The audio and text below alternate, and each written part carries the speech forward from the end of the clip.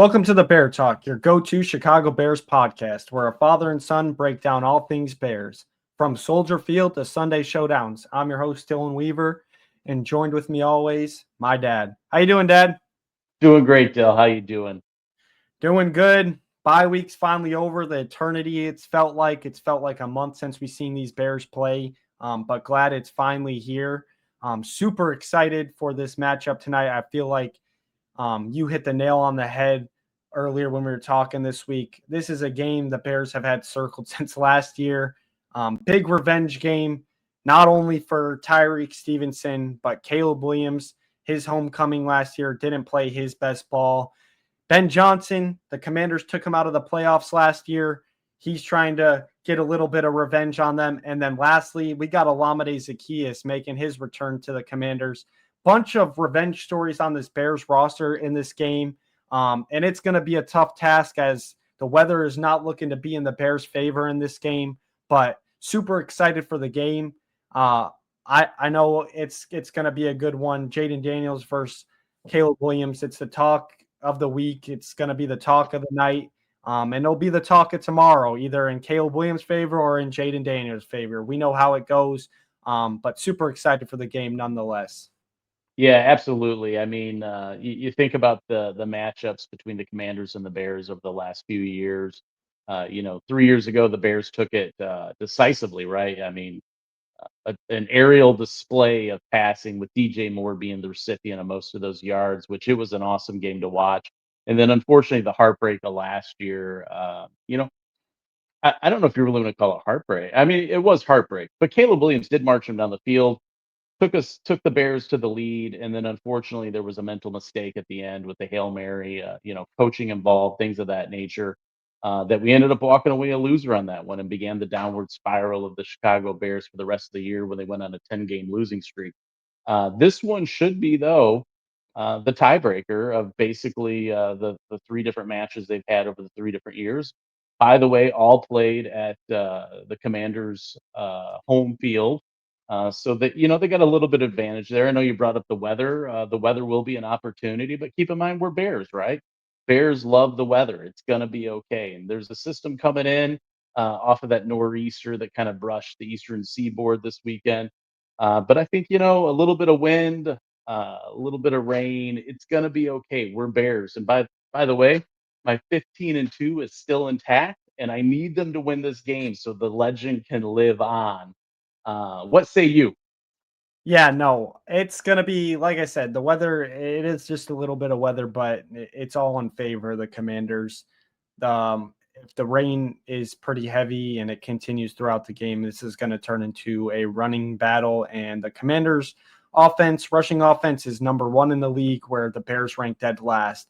The Bears' running defense is bottom five in the NFL, where the Commanders' running defense is a strong suit, where the Commanders' defense struggles in the passing game. So all the favors in this game are definitely in the Commanders' favor, especially when you look on top of it. Terry McLaurin and Noah Brown, their wide receiver 2 and 3, are out of the game.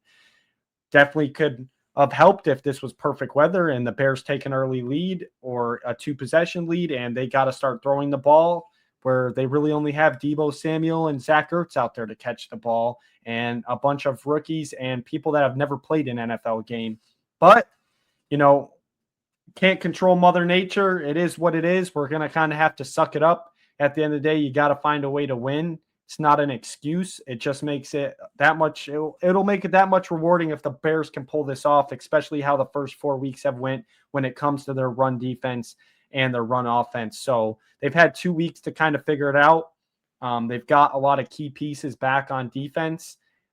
Just hopefully the running game, they've schemed some stuff up, maybe change things, see what has been working for them, what hasn't been working, and really stick to that for this game, because they're going to need it. But nonetheless, Ben Johnson is a great play caller. I expect him to dial up some heavy play action boots with some short intermediate routes with that wind. I know the wind's supposed to be up to like 30 miles per hour, so I don't expect many crazy deep balls being thrown in this game. But definitely will be, I think Ben Johnson will scheme some stuff up for the short and intermediate routes, which I mean, if the Bears do have something in their favor in that side of it, we have playmakers that when they do get the ball in their hands, they can get lots of yards after catch, especially when you look at Olamide Zaccheaus, DJ Moore, DeAndre Swift. If we can get the ball in their hands out of the passing game and quick passes with accurate throws, they can definitely make some guys miss and make them pay. But let's hop into the injury report. Like we always do on every pregame episode, kind of talk about the key pieces that will be playing. And let's start off with the Bears. Big news for the Bears fans this week. Kyler Gordon is making his debut for the 2025 season. Had a full week of practice, was limited the first two practices of the week, and then was full go the rest of them. Very good news to have Kyler Gordon back. Definitely will help out the run defense. He's one of the nickel cornerbacks in the league that plays heavy up at the line of scrimmage, crashes down, blitzes, and on top of that, he can guard in coverage. He's a terrific nickel cornerback. I'd say he's definitely top three in the league. No bias. He's a great addition to this team. And then also we got TJ Edwards back, who played briefly in week 2 before him and Jalen Johnson both suffered more injuries in those games on their debut. So good to have TJ Edwards back. As much as Noah Sewell's been holding down the fort, and I think he's done a great job at doing it, TJ Edwards is just another level step ahead, and we've been missing him, I think, especially in the run game. He led us in tackles the previous 2 years once we brought him over from Philadelphia. So super excited to have him back. Let's talk about some of the players that are out for the Bears. Grady Jarrett is going to be out once again with that knee injury. Definitely something you don't like to see, but I will say our rookie Shamar Turner, he was a part of that huge stop and that Las Vegas game where pretty much the Raiders could have, if they converted that third down, they could have ran the clock all the way down and kicked a field goal at the last minute. Instead, Shamar Turner busts through the gap, gets Ashton Genty for a 2-yard loss. They have to kick the field goal, but even if they would have made it, there still would have been 40 seconds on that clock for the Bears offense with 2 timeouts. But instead, Shamar Turner makes a big play. So another chance for the rookie to make a big impact tonight, especially with this running offense that he's going to be facing. And it is official. Cairo Santos is out for tonight's game. He was dealing with a leg injury all week with that quad. He was still practicing this week, but was very limited. I'm guessing they're starting to go through pregame warmups. The special teams players usually get out there pretty early and, kick around. It's not looking good. It is official. Jake Moody will be kicking tonight for the Bears, which, he had a pretty good start to his career in San Francisco. And this past year and a little bit of back end of last year kind of started getting a little bit inconsistent, and which ultimately led to him getting cut. But this is a good kicker. He was highly drafted for kickers, which most kickers are, they get picked up after the draft's over. He's got a lot of power. It's his accuracy that, comes down. So kind of the complete opposite of Cairo. Cairo doesn't have as much power, but is really accurate. Jake Moody, a lot of power, not as accurate. And, maybe having a kicker like him with the win tonight can make a huge difference in this game. But on the Commander side of things, they obviously are going to be missing Terry McLaurin again, which I know is going to hurt the Commanders, but with the weather, it really isn't that big of a loss with the rain and wind that's going to be taking place tonight. Noah Brown, also, who they were expecting to play this week, is also going to be out. And then their guard, mainly their guard, he plays tackle as well, Sam Cosmi, he is going to be out with a knee injury as well and not be playing. But those are the injuries. How do you feel? I mean, we got Kyler Gordon back, we got TJ Edwards back, and who knows, maybe Jake Moody walks this thing off. I do think this game's going to come down to the wire. I mean, based on everything you just said, we might as well not even play the game. You're acting like we're going to lose before it starts, and that's why you play the game, right? I got full faith in Ben Johnson and Caleb Williams and the rest of the Chicago Bears. We're 2-2. We're 500. We've been waiting for this game for an eternity. I couldn't even enjoy Sunday football yesterday because I was just waiting and waiting and waiting, and knew not only did I have to wait through all the games yesterday and the Sunday night game, then I had to work today, all for you to tell me that it's doom and gloom, the world is ending, and we might not even win the game. So I'm not even sure why we're doing this episode today, but I'm telling you from an optimistic Bears fan perspective, we're winning the game. I got a feeling Tyler Warren has been very, very active in the Colts offense. You're This spoiling may my be prediction, man. Wow, this may be Colston Loveland's breakout game, along with Cole Kmet. Use the 12-man personnel, short intermediate passes, and then that frees up the running game. You pick up 3, 4, 5 yards of carry. We can do this. If you're a Bears fans out there listening right now, uh, we can do it. Think about the games we've won, even the games we lost. I mean, arguably we shouldn't have lost one of those games. And I definitely think we have a real good opportunity tonight. And I think Caleb Williams has got too much pride from last year's loss that put them in the downward spiral, that he's not going to let that happen tonight, whether he's got to put it in the air or he's got to run on his legs as well to make it happen. So just look out. I mean, the game happens Yeah, in a couple hours, but it's going to happen. This is the one where at the end of the game, we're going to be doing the post game, and we're going to be going, "Wow, what a game!" Even with the wind, rain, and unicorns falling out of the sky. yeah. I'm not so doom and gloom. I'm just, a little bit in touch with reality over Your here. Uno reverse card.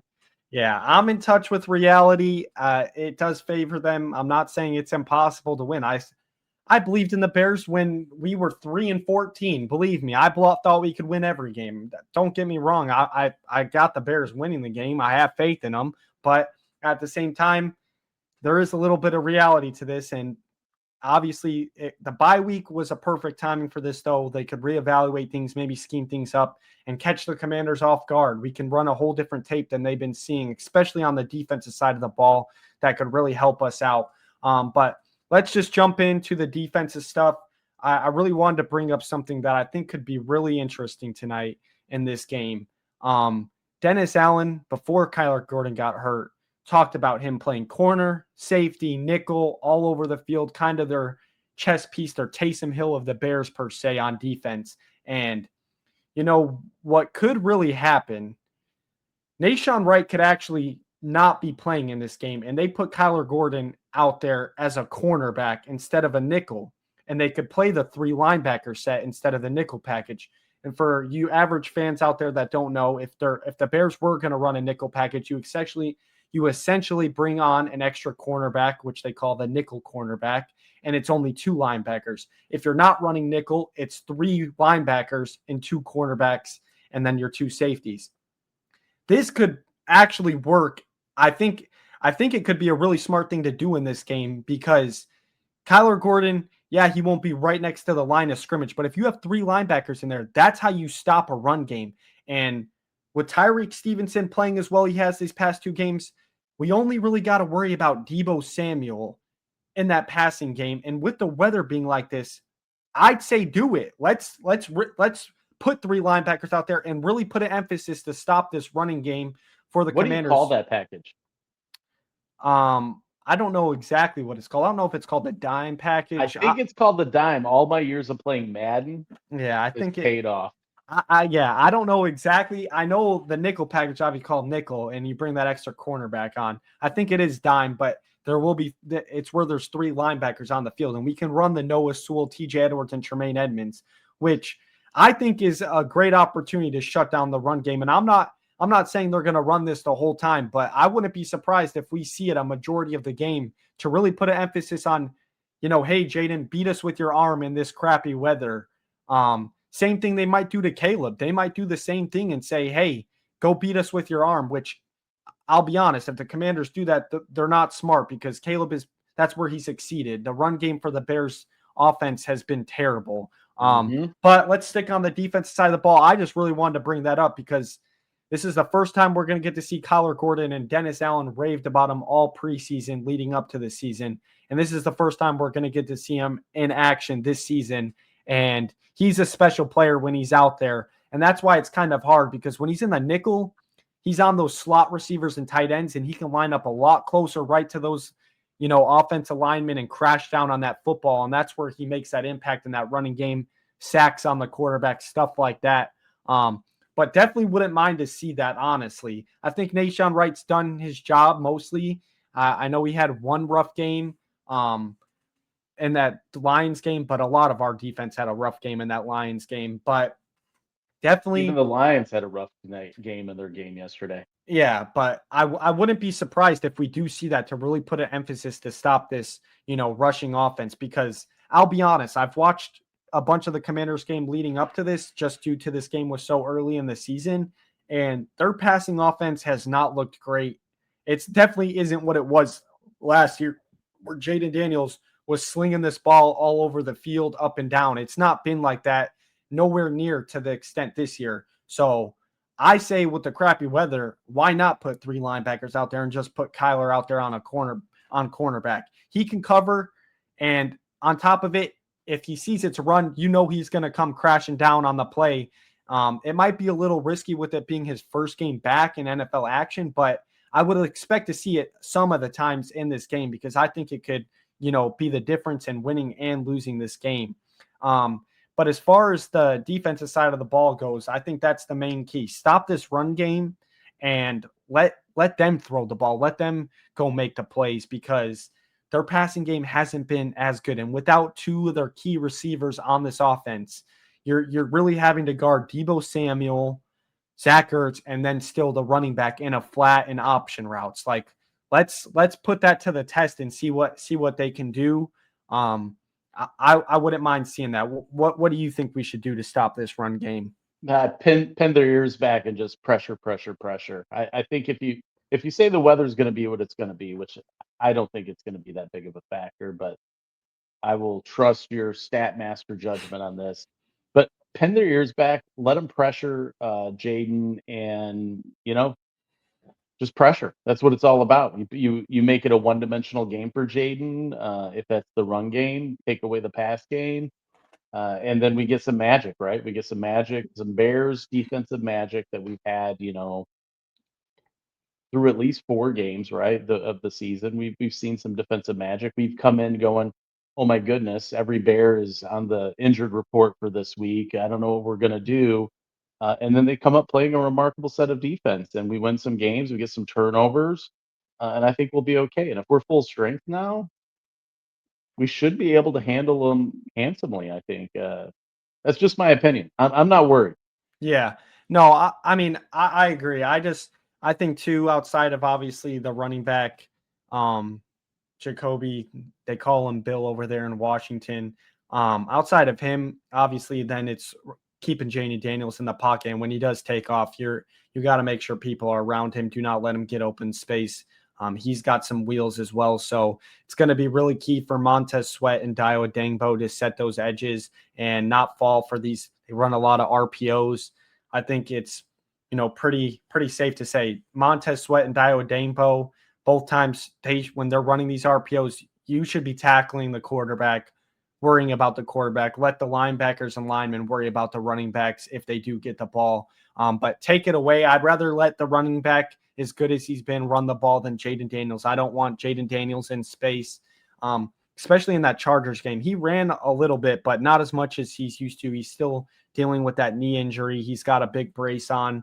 At least he did last week in the Chargers game. So it'll be interesting to see if he still has that brace on this week. Should be a good indicator of how much he's willing to run or how much they're going to actually scheme him to run if he still has that brace on. But other than that, I think this is a game where we're going to need the defense.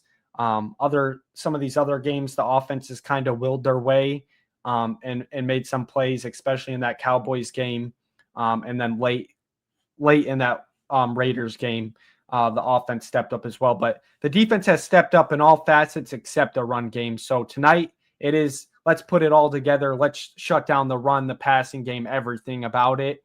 And this could be a really big statement win for this defense. And, with the defense costing the game last year, it's a perfect script for them to come back and shut this game down from start to finish. But let's hop over to the offensive side of the ball. I think this is really interesting. I think with the weather, like you said, you never know. But one thing that's for sure, that wind is going to be there, gust up to 30 miles per hour. That's going to take away a lot of those deep balls, deep shots. It's going to be a really short and intermediate passing game. I wouldn't say no more than 15 20 yards max down the field on these passing attempts. And I think you hit it on the head. You kind of took my thunder before I was going to talk, but I do think this is Colston Loveland's game. He played, both in the Vikings and the Lions game, but those games were two really good defenses with edge rushers that Ben Johnson even said they were more a part of the blocking plan than the passing game. And then in that Cowboys game, Colston Loveland got it targeted like 3 times out of those first 6 attempts. And all of a sudden he dealt with that hip injury, which is what led him to miss the previous 2 weeks.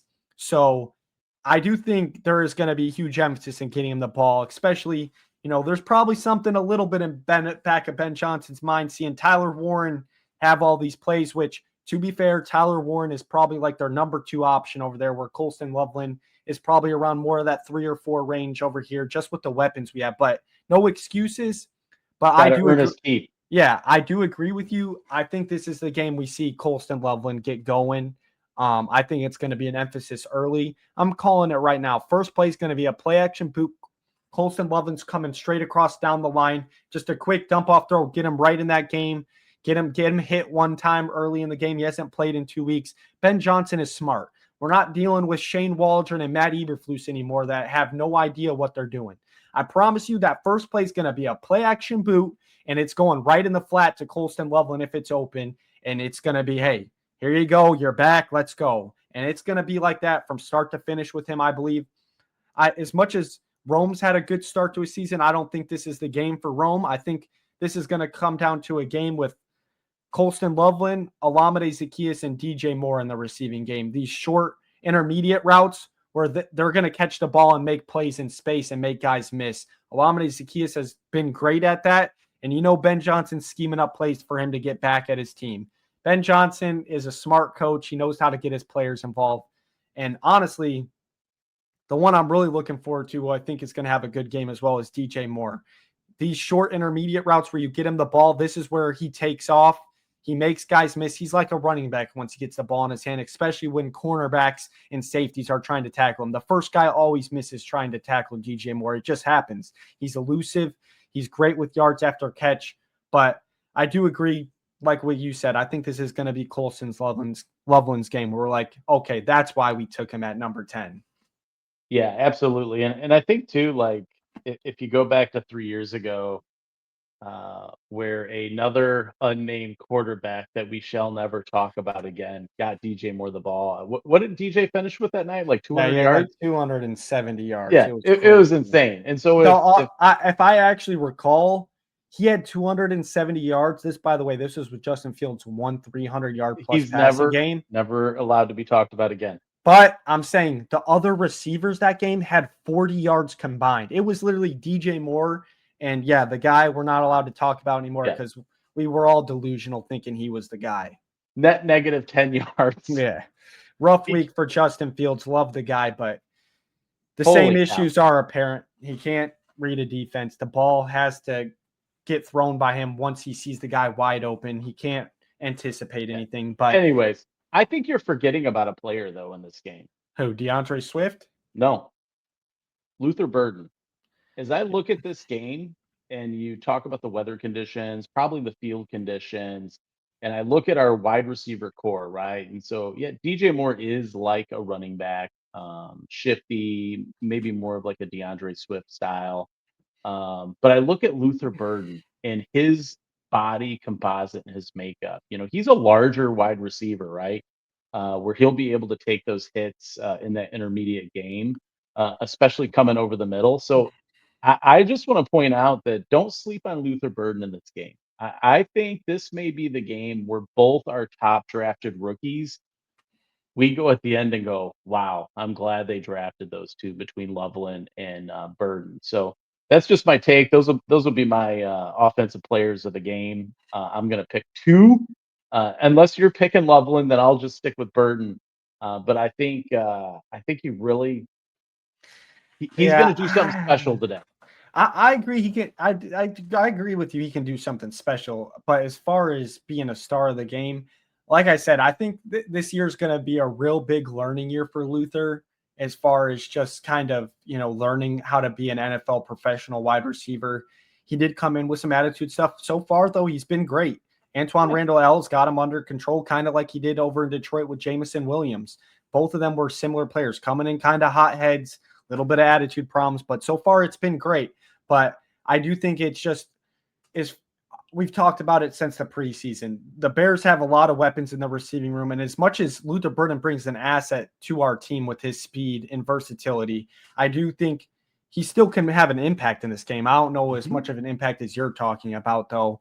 But you never know. I don't think anybody saw that coming week 3 against the Cowboys when he caught a 65-yard flea flicker. I don't think anybody saw that on their chart, but that is Luther Burden in a nutshell. He's lightning in a bottle, and at any moment it could take off and it could hit. So I wouldn't be surprised either.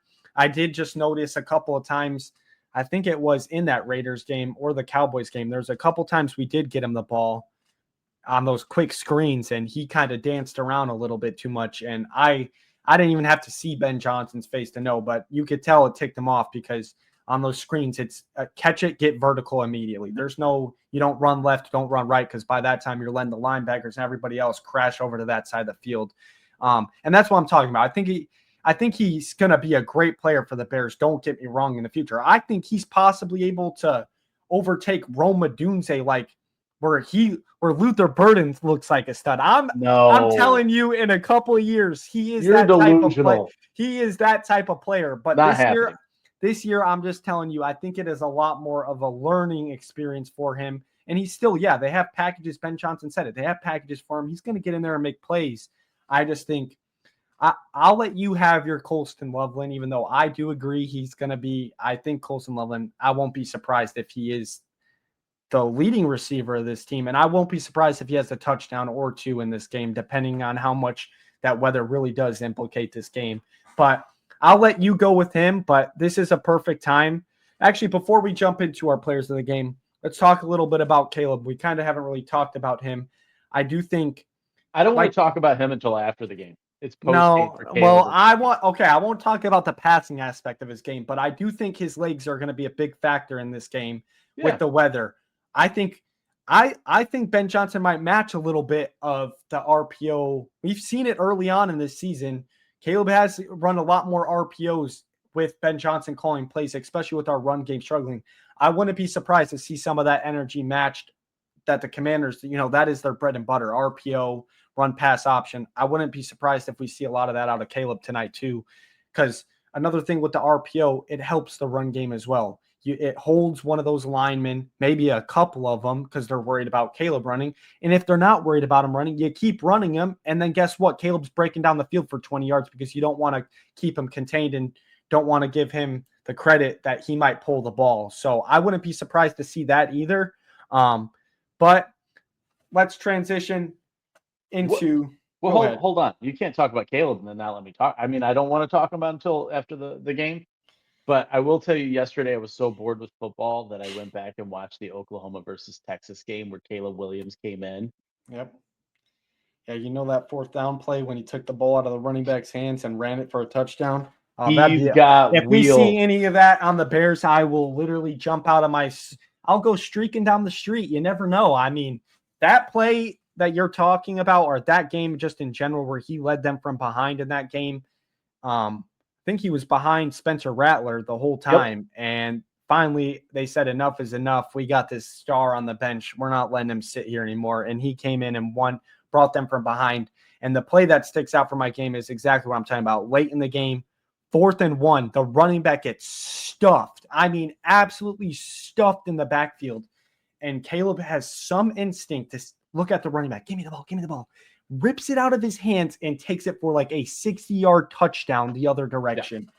I mean, that's just who he is. He's a playmaker. He wants to win. He's even said it in his press conference this week. He got asked by reporters, does the last game still haunt you or does it mean something? And he said, I don't know about the rest of the team, but yes, this game does mean something to me. He's like, I'm not making it bigger than what it is, but yeah, it's in the back of my mind. We lost last year. I love to win. I'd love to win every game. It's who he is. And it's his hometown. Yeah, he's a competitor. He wants to make plays.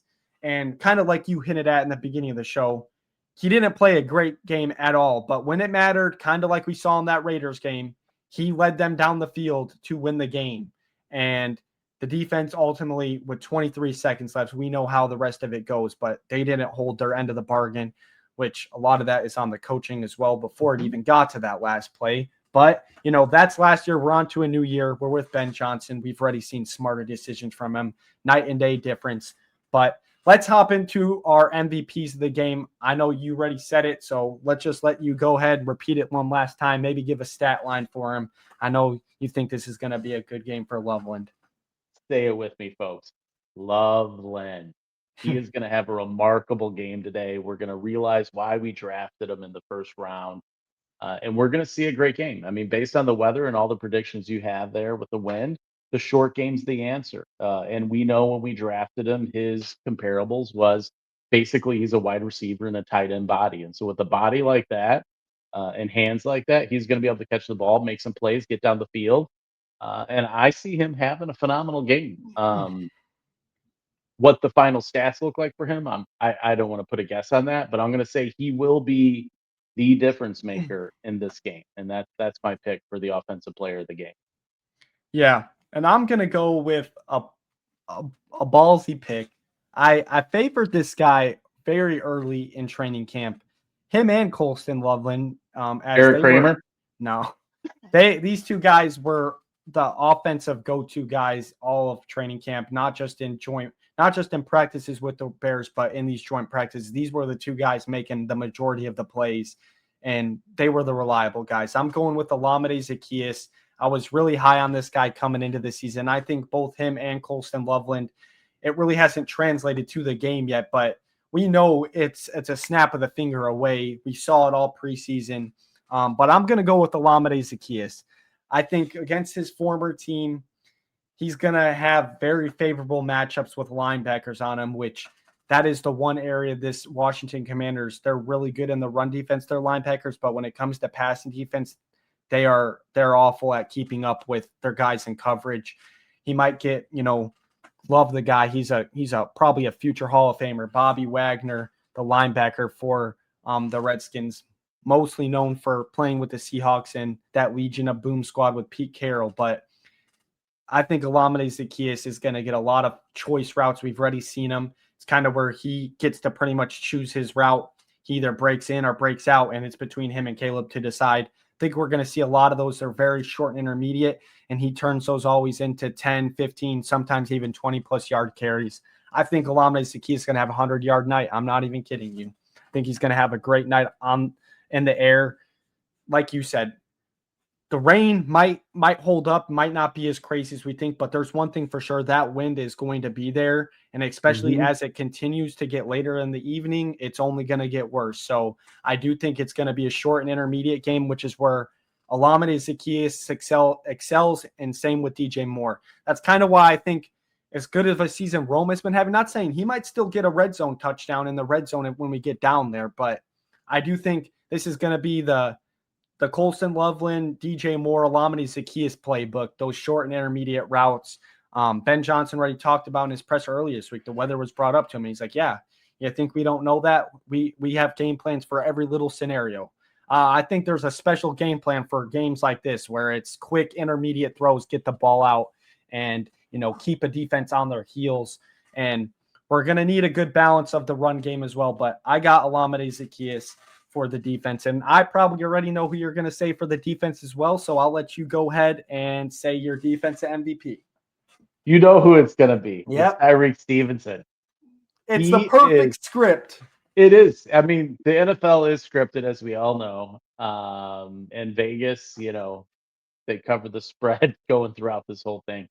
But Tyreek Stevenson, I don't think it will come down to the last play of the game, but I do believe he will be a deciding factor in points on the board throughout the game. He is going to be so dialed in and focused, almost laser focused, that he will not let what happened to him last year there occur again. Now, post game, when the clock hits, quad zeros. Yeah, you'll see a good reaction out of him if the Bears are on the right side of this game. I think you will.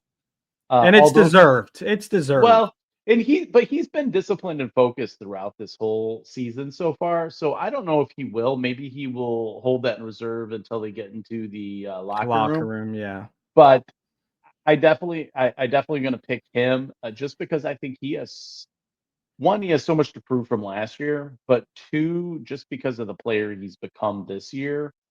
We know he has the skill sets and the natural athletic ability, but he really has his head dialed in this year.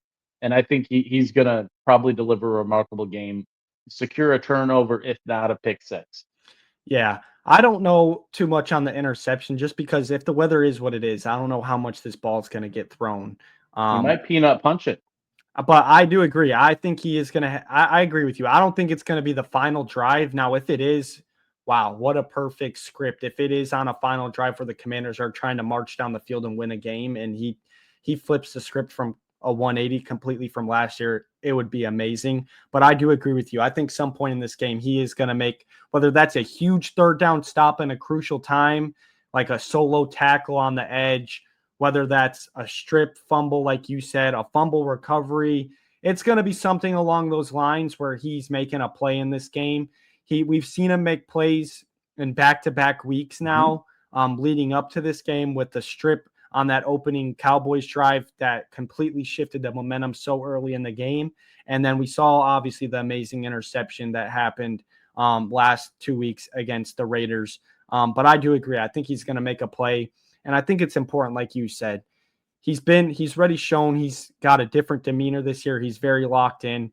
And I do agree with what you're saying. He's going to be laser focused, but at the same time, and I don't think he's going to be, but there is a point of emphasis when you are an athlete. You don't want to be too locked in though to a point because Play loose. you can almost start playing tight. Like I know as a former college athlete, if you make it much bigger than what it actually is, you can often play tight, which causes you to be those milliseconds behind, which is ultimately the difference in a game. Go play free, but go play smart, I think is the key for him. And I think we heard it on that Intercepted podcast with Kevin Byard, his Bears teammate. He had him on previous week leading up to this game. And he talked about that moment pretty openly. And it was very mature to hear out of him. He's taken full credibility. He's talking about it. And there was one line in there that really stuck out to me when he was talking about it. And he said, I'm honestly glad that play happened to me because I don't know if I would have changed my character of who I was before. And that is about as mature of a response as you could get out of a third-year player in the NFL. I mean, he knew in those words that he was a cocky player, way too cocky where it hurts you. And he said if that play didn't happen, he doesn't think he would have changed who he was or how he played the game of football. And I just thought it was really mature out of him. And like you said already, we've seen it plenty enough this year. We've seen him, get torched in the Lions game by Amon-Ra St. Brown. So next week he's locked back in, corrects everything. And, he's building off of 2 great games. Now let's continue to build on that because if we continue to see this type of success from Tyreek Stevenson, the Bears' future is bright with Jalen Johnson and Tyreek Stevenson. And if he keeps playing like this, he will earn his contract extension at the end of this year and rightfully deserved. I've loved Tyreek Stevenson since coming out. He's a ball hawk. Now he's starting to learn the fundamentals of playing the game the right way. And yeah, you can still play with that little edge and that little cockiness, but you don't need to be over cocky like we saw his first 2 years where, he's poking people in the eyes. He's tipping Hail Marys at the end of a game. So I think he is on the right track. And so far this season, he's had a great season nonetheless and bounced back right where he needs to be. But enough talking about your MVP. Let's get into my MVP. Let's I hear love it. I love this guy. I'm excited he's finally back. I'd probably put him outside of, I obviously love me some Jalen Johnson, but right behind him is this guy named Kyler Gordon, top 3 nickel in the league, if not the best nickel in the It's his league. first game back. I don't care if it's his first game back. This guy Monday or Tuesday, their first practice, reporters come up to him. Hey, are you playing this week? Yeah, I will be playing Monday night. A week ago, this guy is ready to go. He is about him and Jaquan Brisker when they are on the field together. They were both drafted the same year. These guys bounce off of each other. They're like the Energizer bunnies of this defense. It's all right. We have the cool, calm, collected, the Jalen Johnsons, the TJ Edwards, the Kevin Byards, the relaxed people. But Jaquan Brisker and Kyler Gordon, they're doing backflips out there. They're shooting spider webs out of their hands. I mean, I love me some Kyler Gordon. This guy has a nose for the football, not only in the passing game, but in the run game as well, which I think is the most important part. He's not afraid to come crashing downhill into 300-pound linemen to go tackle a guy. We need a player like this on this defense, and I think he's going to be the difference of turning this rushing defense around. And we need both him and TJ Edwards to stay healthy, not see what we saw in week 2 with Jalen Johnson and TJ Edwards returning and then getting hurt halfway through the game. I was just going to bring that up. What was Kyler out for? Oh, he's been out since I want to say it's been like it was the training camp right before that last I know week injury wise though. Yeah, 5 weeks. What's the injury? It was, I think, another hamstring problem. Like That's what scares me. This is like the excitement I had for Jalen. Yeah, but coming back. Hold on. Let's relax a little bit. Jalen Johnson came back. It wasn't rushed. These players go out there and play and make plays. Jalen Johnson was running his tail off, the only one that could keep up with the Lions receivers, made a great play and probably just fell incorrectly and ultimately led to that groin injury. Kyler Gordon, a good thing about him is he was practicing, if you don't remember, before that Raiders game. Mm-hmm. They just made the safe call, the bye week coming up. Smart decision. They didn't rush him. Kyler Gordon is ready to go. I promise you he's ready to go. The one that I think could happen again, and I knock on wood, we don't need it to happen again. I think TJ Edwards could be the one because we didn't see him practice before that Raiders game, and he was limited to start practice this week, and then all of a sudden was practicing again. So it could be TJ Edwards. Knock on wood, though. We've had enough injuries so far this season. Let's just have 1 week where we get through a game and all of our starters are healthy because this game is a very important game. And we have no more bye weeks in front of us. Yeah, we don't have any more. Hey, you got an extra week of rest. This is it. Unless we get that number 1 seed, which it's not out of reach. You never know what could happen. 15-2. Yeah, you never know what could happen. But I'm gonna go with Kyler Gordon. I don't think he's gonna have any turnovers, but I promise you, he's having 3 tackles behind the line of scrimmage. This guy he's electric. He has a nose for the football. He knows how to chase people down. From the backside. He might even have a sack in this game as well. But let's hop into our predictions of the game. We'll skip Caleb Williams' stat line for this game because it's just a little bit questionable with the weather. And it's windy. Yeah, I see people on Twitter, he's going to have 300 yards. Okay, let's take a breath of, just reality because. And if he does, we'll talk about it. Yeah, afterwards. If he does, we'll talk about it afterwards. But, I'm fine with the 200-yard game, a win. Everything looks good. Both sides of the ball, special teams, everything. But let's let you take it away first. Give us your predictions of the game, score predictions. You know how it goes. I'm just going bottom line. Bears 27, Commanders 21. All right. I'm going to keep up the good juju that I got going on where I predict the Bears to lose because the previous 2 weeks I've done it. We've won 2 games in a row. So I'm going to continue. I'm going to continue with my Uno reverse. Wink, wink. The Bears are going to lose. Did you wash that shirt yet? Oh, I've washed it. But this is for all our fans out there. I've been wearing the first 2 weeks of the season. I'm rocking Caleb Williams. He's my guy. You've seen my Bears hat on the show before, but it's always used to be the Caleb Williams jersey. Then on top of it, I got the Bears hat. Sometimes I'll even put on I have these Bears sweatpants that are Nike Tech. Got those on. But it's not been good juju. So believe it or not, this is my girlfriend's shirt. She don't have any Bears shirts to wear anymore, but I tell her this is my shirt I'm wearing now because ever since I've been wearing this, and I still do rock the Bears hat, it's the good luck charm. It's 2-0 until anything changes. I'm not switching up anything. So I got the Bears losing a nail biter. Wink, wink, hint, hint. They're not actually going to lose. But yeah, I think it's going to be a good game nonetheless. And I think you said 27-21 with a 6-point differential. I think it's going to be a lot closer than that, down to the wire. I think it could be a 3 points or less swing in this game. And, maybe Jake Moody does come up big. Although I don't know if I'd really want that. I mean, if the Bears win, yes, but if he hits some walk-off, I don't want no crazy talk about, let's let Jake Moody get a shot at being the starter. Like, let's not get all crazy here. But either way, the Bears are finally back. I think this was a great episode getting us back in the rhythm. I know we've been kind of out of the funk for a little bit. I think that'll do it. You got any final last words before the Bears, head off here in about an hour to go play the Commanders? Bear down. Super excited to see them play tonight, especially Monday Night Football against the Commanders. I've been waiting for this game for over a year, and it's gonna be fireworks. That's all I gotta say. Yeah, no, super excited. As always, links are down in the description to all our social media. We should be picking back up here. The bye week, it was a little tricky. You were on vacation. I was taking care of some things, but we're back in the football swing of things. Make sure to follow all of our socials to stay up to date. We're really active on TikTok and X, Twitter.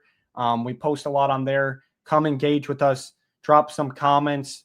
We'd love to hear everyone's feedback. And as always, like, comment, subscribe, drop your score predictions down below. But we will catch you. Don't forget, there will be a post-game episode uploaded tomorrow of our reactions, hopefully positive reactions. Let's keep this going. It'd be very great to come on here after the bye week, get a win, then listen to the national media praise Caleb Williams and Ben Johnson. It'd be great. But I think that'll do it for this episode. I got one last thing to say. Okay. For all those haters out there sitting in the bushes waiting for that third loss so they can come in and say you're crazy with your 15-2. Yeah, there's someone out there. Yeah. Jump in beforehand. Yeah. Don't wait. Don't wait for the third loss. Give Yeah. some comments. Give a little share. You're at least speaking with some confidence and some belief. Some people got to wait. They want to see something first before they can talk. And, that you don't want to hide behind a wall. That's what sports takes are all about. You're supposed to be bold. You're supposed to put yourself out there and have these takes that you believe in that most people might not believe in. I mean, I still believe I still think you're delusional with 15-2, but hey, it's your take. You're rocking with it, and you never know. It's football. Anything can happen. We've seen crazier things happen. So, but that'll do it for this episode. Make sure to catch us on the post-game show. Make sure to like, comment, subscribe. We will see you then. But until now, bear down.